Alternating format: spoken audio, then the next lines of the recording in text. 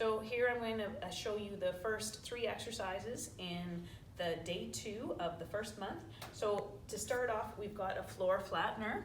You're going to have the athletes get into knee bent position. Draw the belly button in. Imagine that there's a grape underneath the back. They're not going to squish the grape, they're just going to gently press into that grape. Hands are going to be at 90 degrees, and you're cueing the athletes to try to press the back of the forearms into the ground.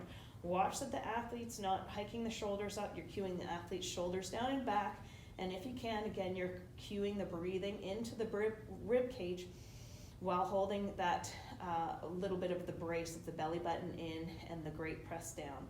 So from here, we're just gently going to slide up and down, 12 to 15 reps, while maintaining, again, that good deep breath into the rib cage, but with a little bit of that core brace by pulling the belly button in and pressing into that imaginary grape.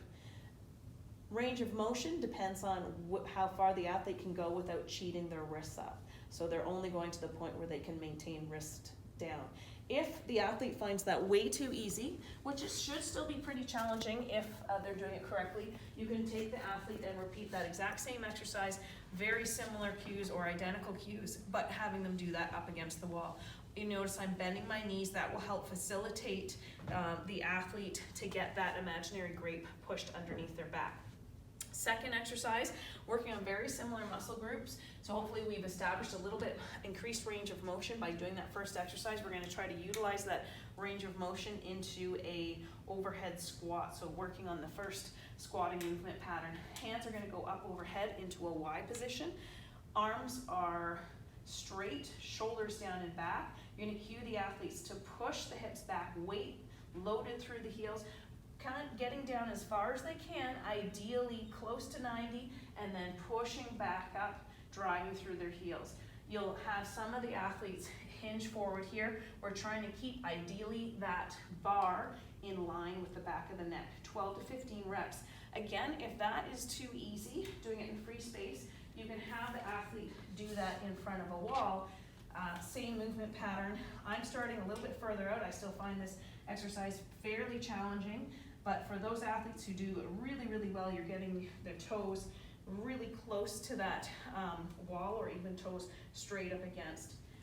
12 to 15 reps. And then finally, we've got a wrist flexion and extension with the tube. I'm going to take a tube, and the athlete just stabilizes it underneath their toe. Hand is locked in front of them.